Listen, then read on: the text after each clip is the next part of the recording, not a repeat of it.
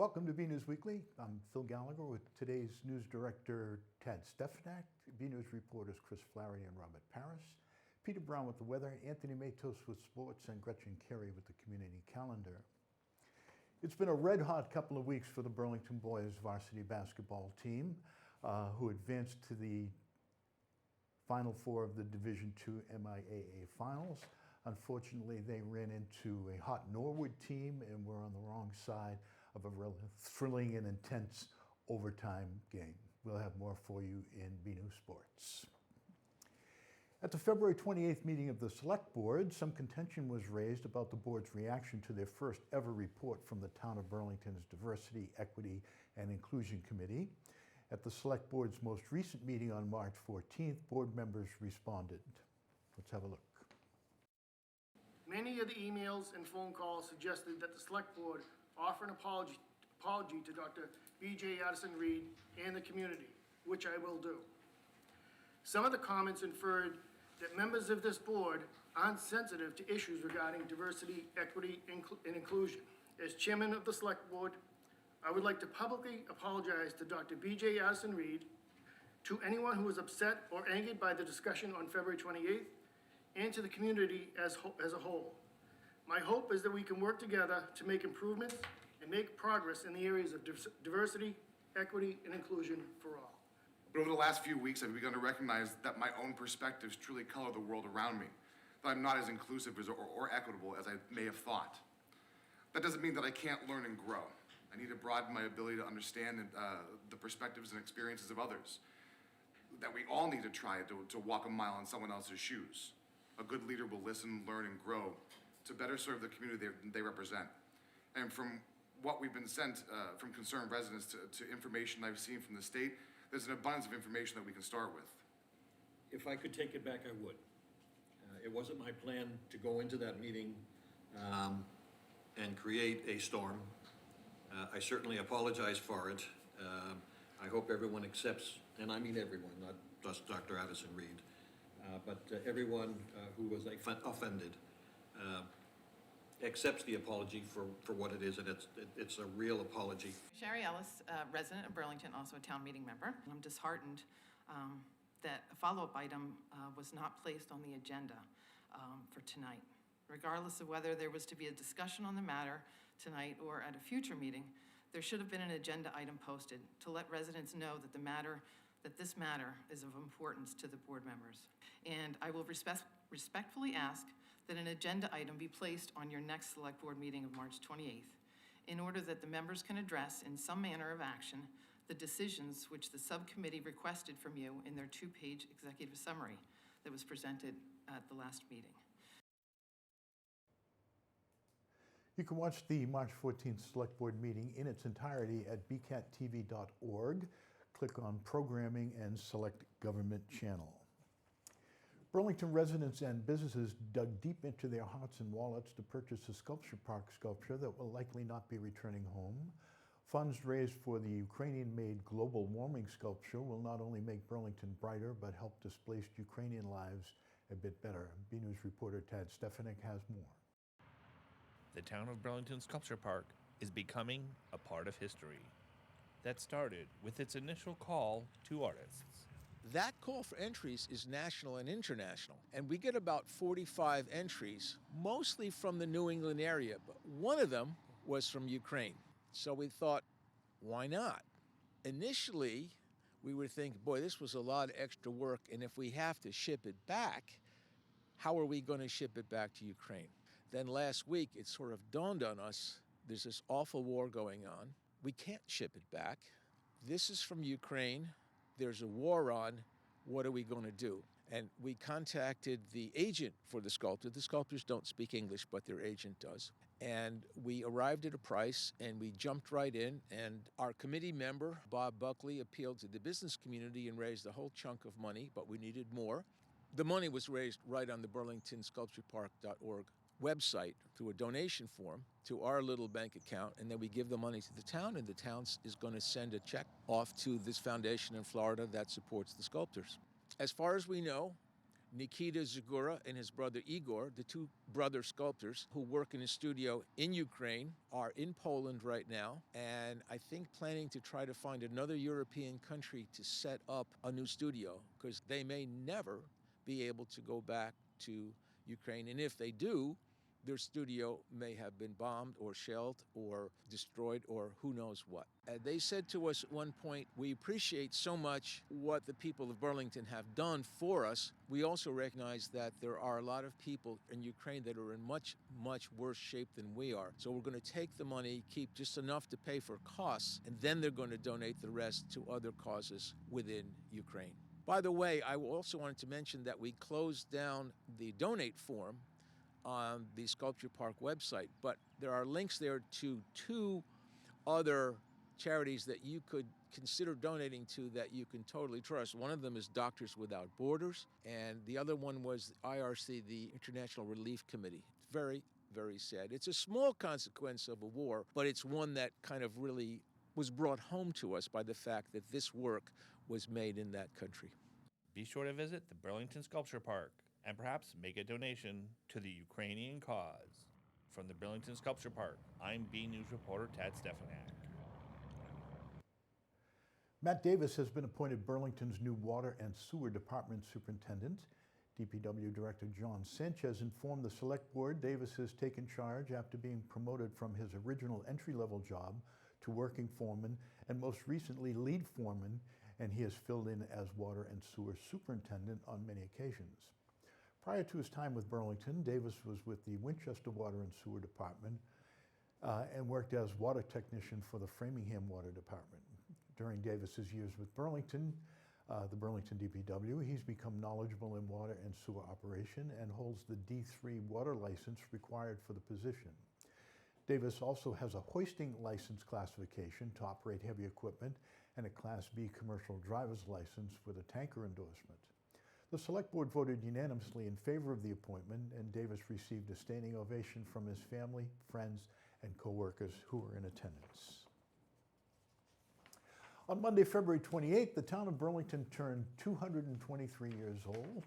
In celebration of this milestone, Rob Costa, local author, historian, and former Burlington High School history teacher, also class of 1969 graduate, gave an in-depth look at the town's rich history at a recent meeting of the Burlington Historical Society. BNews reporter Chris Flaherty has this historic story. February 28th marked the 223rd birthday of the town of Burlington. On Thursday, March 3rd, the Historical Society commemorated Burlington's big day with a presentation from Rob Costa, former Burlington High history teacher, local author, and historian. My family moved to Burlington from Somerville, like a lot of folks did. In 1963, we bought a place down, as I had said, across from the Pine Haven Cemetery. I started school at the 6th grade at the Union School when all the town's kids went to the 6th grade there. And then we're here at what used to be the center school, my 7th grade. So I went to Burlington High School, then on to UMass Amherst for a history degree, and then I started teaching history in 1974, Burlington High School, the Social Studies Department, and I was there until 2012. Inspired by his colleagues and students, Costa dedicated himself to studying the history of the community and expanding Burlington's historical resources. You know, I'd have to say it would be John Ed Fogelberg and the work he did on his book, and the fact that people said, oh, we don't have a history. They didn't bother looking. They didn't, we had so much around us that needed to be spoken about, needed to be written. It was written, and Ed publicized it, and then we just, I think, grew the resources of our history over the years. I had 2 books published, mostly photo books, Images of America and Burlington Then and Now series of photos. So, I think probably the kids that I taught who loved hearing about this so much kept me in it. And it's just, local history is fascinating. Costa recommends anyone seeking to learn more on the town's history should take advantage of every opportunity and resource available. By always reading, always getting as much information as you can, getting involved in local historical groups like this society, visiting historical sites, just trying to get as much knowledge about what's going on as you possibly can through, just multimedia these days. There's so much out there, in digital way, as well as print. Finally, Costa spoke on the importance of knowing the history of one's community. If you don't know your history, you're doomed to repeat it. That's an age-old maxim translated in many different ways. And I think that we need to preserve what we have. We have a bright past. We haven't done a great job of preserving it in a lot of ways, as a result of forces out of our control sometimes. I think it's vital that we know where we came from and where we're going. You can watch Rob Costa's presentation now airing on BCAT. Until next time, this is Chris Flaherty for BNEWS Weekly. Leahy Hospital and Medical Center has been awarded a $4 million grant from the Massachusetts Life Sciences Center, which will support the build-out of Leahy's Image-Guided Therapy Innovation Center. The award is part of the Massachusetts Life Sciences Center's Research Infrastructure Program, which invests in innovative infrastructure across Massachusetts that is in high demand from both academic and industry scientists. Minimally invasive image-guided therapy is increasingly replacing conventional surgical approaches that involve large incisions, blood loss, and long hospitalizations. The ultimate goal of image-guided therapy is less damage to healthy tissue, faster recoveries, and fewer complications, less pain and scarring, and a quicker return to home or work after treatment. An added benefit will be reduced costs associated with disease detection, monitoring, and treatment. You can learn more at leahy.org. The Town of Burlington, the acclaimed Italian-American restaurant Parm is set for its grand opening Monday. Seems like we have a new restaurant opening weekly. On March 21st, they'll be at the Burlington Mall. Parm has another Massachusetts location at Copley Place in Boston. Parm was created by renowned chef Mario Carbone and Rich Teresi and restaurateur Jeff Zalaznik. The restaurant specializes in serving the best possible versions of the home-style cuisine of Carbone and Teresi, which they ate growing up. The original Parm opened in 2011 in Little Italy, New York, and has since expanded to Brooklyn, Battery Park, the Upper West Side, Central Valley, New York, and now Massachusetts. The Burlington Mall location enjoys patio seating along with its indoor seating and features a private dining area which can be rented out for private events. Parm also offers catering services, both pickup and delivery via Uber Eats, Grubhub, and DoorDash, with options including individual sandwich boxes, family-style serving, platters, and more. The Burlington location will also feature a designated takeout and a street-level delivery area. From the prize chicken parm to the homemade meatballs, Parm's thoughtful, authentic craftsmanship has earned Parm 2 stars from the New York Times and the title of one of the best 101 places to eat in North America by Newsweek. In addition to food, the restaurant will offer a variety of cocktails, wine, and local craft beers. Visit the Burlington Area Chamber of Commerce website for more info on Parm. As you can see, I'm a little confused of where I am. Okay, no longer. The Town of Burlington is seeking an affordable housing consultant. The position is an independent contractor to provide support services for housing-related programs, projects, and all other related work as required. The affordable housing consultant will work under the direction of the town administrator and collaborates with the Select Board, Housing Partnership Committee, Planning Department, Burlington Housing Authority, and other town departments as needed. The general scope of the position is to implement best practices for administering affordable housing activities, administer town-related housing activities, and other supported town assistance programs, and maintain an inventory of the town's subsidized housing inventory and monitor compliance with affordability and other requirements. That's quite the sentence. The position will also cooperate with town departments to coordinate meetings, projects, and programs, as well as attending related meetings when necessary and update and maintain housing-related information on the town's website. Interested people can contact the Town of Burlington's administrative offices at 781-270-1635 or email to psagarino at burlington.org. The medical device company Butterfly Network, Inc., currently in the process of moving its headquarters to Burlington, has received a $5 million grant from the Bill and Melinda Gates Foundation. Butterfly Network's digital health technologies are transforming care with handheld, whole-body ultrasound to help improve maternal and fetal health. Through this grant, Butterfly will provide 1,000 healthcare workers in sub-Saharan Africa with Butterfly IQ+, that's the equipment, the world's only handheld whole-body point-of-care ultrasound probe. Complications of pregnancy represent some of the largest contributors of morbidity and mortality in resource-constrained care settings, the release states. Butterfly will bring 1,000 Butterfly IQ+ probes to sub-Saharan Africa to improve community access to medical imaging. As part of this initiative, 500 probes will be given to mid-level practitioners in Kenya, and 500 will be distributed to healthcare workers in South Africa. Both distributions will focus on improving maternal and fetal health. Okay, let's go to BNews meteorologist Peter Brown for the final week of spring forecast, followed by the community calendar with Gretchen Carey. Well, hello everyone, this is Peter Brown with a look at your weather for the next 7 days here in the Burlington area. Yes, we have officially made it to the end of winter. Spring will arrive in the Burlington area on Sunday, March 20th at 3:33 p.m. So we have made it through winter, a little bit bruised out there after we saw all of that snow at the end of January and through most of February, but we got through the winter not too badly, and we actually have plenty of water in the reservoirs and in the rivers for the spring and summer ahead due to that fairly wet winter that we saw. So that's some great news. And starting out our period on Friday, we're going to be seeing spring-like temperatures out there, highs in the upper 60s to near 70, and unfortunately, that doesn't look like it's going to be staying with us too long as we have a pretty heavy rainstorm moving in with cooler temperatures over the weekend.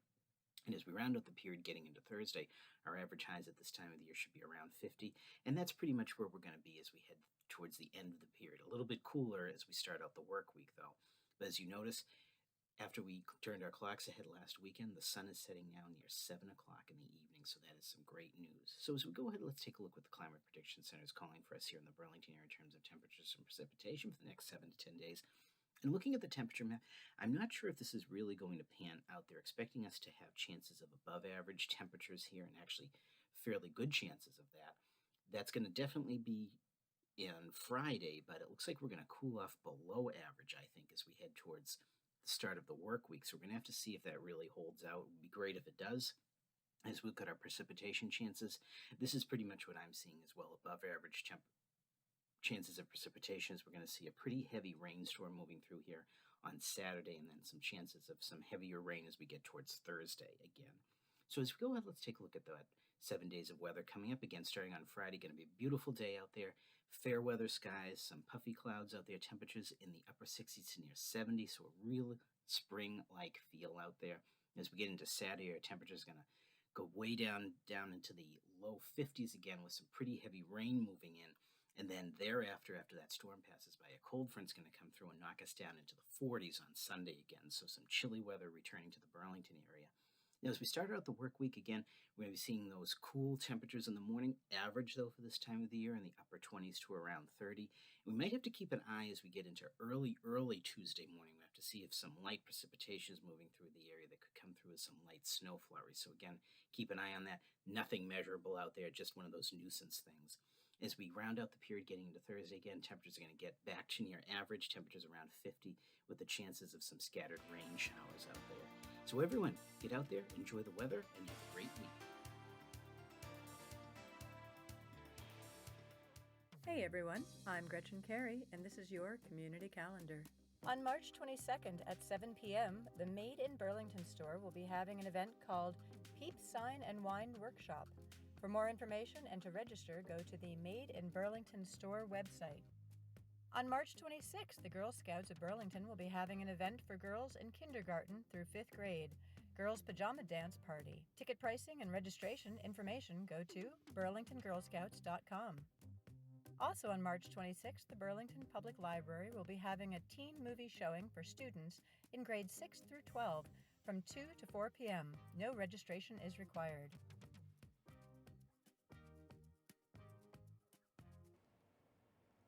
As we mentioned at the top of the broadcast, the Burlington High School boys varsity basketball team took their at-home playoff winning streak to Worcester State University. Here now is BNews Sports reporter Anthony Matos with the highlights. Hey everyone, I'm Anthony Matos, and this is your weekly sports report. The playoffs are over for the winter season, and we have some updates. We will also take a look ahead to the spring season. For the boys basketball team, their season ended in the semifinal round. We go to BNews Sports reporter Robert Paris, who will give a look back at their playoff run. It was a great playoff run by the Burlington Red Devil basketball team when it came to a heartbreaking close. The Red Devils were ranked as the number 3 seed in the MIAA Division II tournament this year and had 3 home playoff games. The first round was against the Charlestown Middies, and it came down to the very end as the team won 72-71. Ellis has it. Finding Mahoney. Mahoney's got it. 7 seconds. Mahoney inside. Rodriguez rejected. In the second round, it was a nail-biting finish as the Devils won by 3 over Longmeadow, 61-58. Longmeadow just trying to find somebody open. Finds number 24. Number 24's got it. Back to number 3. Number 3 loses the ball. Can't put it up, and that's it. During the quarterfinals, the team had a one-sided affair against Holyoke, 88-62. Burlington headed to the Final Four on March 15th at Worcester State University, where they met the Norwood Mustangs in the semi-round. Not even 4 quarters could decide a winner as both teams went into an overtime period. He will put it in. Tie game. The outcome for the Devils was not what they were hoping for, as they lost by 3, 66-69. Sakaya's got it. Turnaround 3. No. Norwood is off to the state championship. Head coach Phil Connors is proud of how far his team has come this season. Yeah, a playoff run at home. We're obviously a better team at home. We're really hard to beat at home. On the road, where we weren't as good. No one is. The playoff runs were great. We played better. We had to execute. We executed better at home. We didn't play well tonight, but it is what it is. Yeah, it was a great regular season. Fun every minute. There's never 1 minute I wasn't. It wasn't the most enjoyable season ever. The kids are just the best. We had a great year. We never had a game less than the most we lost by all year was 6 points. We never had a dud. We played great all year. I'm just so proud to be their coach. He also mentioned about the 4 seniors that will be leaving this team and how they will be sorely missed. Shane's irreplaceable, Logan's irreplaceable, just a bunch of great kids, and I couldn't be more proud to be their coach. I'm so sad to see Shane and Logan and Ryan and Barcott leave. They're just an amazing class. We lost Aiden Oliver. We lost another starter at the beginning of this year. We still get here. They're unbelievable. And we wish you all nothing but the best in the future. From Worcester State University, I'm Robert Paris for BNews Sports. Spring sports practices will kick off on March 21st, and some teams will kick off the regular season near the end of March and the first week of April. Lacrosse, track, softball, baseball, tennis, and the newest edition, boys volleyball, are all in the lineup. To check out the start of the games and full schedules, read the full article at bcattv.org/sports. For more Red Devil action, go to the BNews Sports section at bcattv.org/sports and check out our Twitter page at BNews Sports. That's all for Weekly Sports Report. I'm Anthony Matos. Back to you guys in the studio. Another week, another photo to highlight. This week's photo was sent in by Burlington resident Nikki Cadillac of Burlington Buzz. Looks like Nikki isn't the only family member with a natural sense of curiosity, as baby Buzz checks out what's down below. December photo doesn't make it look like the most pleasant day for a trip to the beach, but it's a great shot. Obviously, young Mr. Cadillac is too young to have read Stephen King's It. You could never catch me looking in a storm drain. Thanks for the photo, Nikki. We'd like to see your photos. They could be of your winter activities, a family trip, or just everyday moments, whatever you think is interesting and want to share. Mail your photos to bcat@bcattv.org with the subject line Photo of the Week. As a reminder to all Burlington residents, the town election is Saturday, April 9th. BCAT, of course, will have all the debates and election night coverage for you right here on BCAT. Stay tuned and keep an eye on social media for details. Stay tuned following this broadcast for the Burlington Public Schools Weekly Update. Assistant Superintendent Larkin discusses an incident of a screen recording of a social media discussion where a student used a racial slur, and more on this in the schools. You can also view the BPS update at bcattv.org by clicking Programming, Education, and scrolling down to BPS Weekly. Okay, that's it from the news desk. I'm Phil Gallagher, along with Tad Stefanak, Robert Parris, Chris Flaherty, Anthony Matos, Peter Brown, and Gretchen Carey. Thank you for joining us.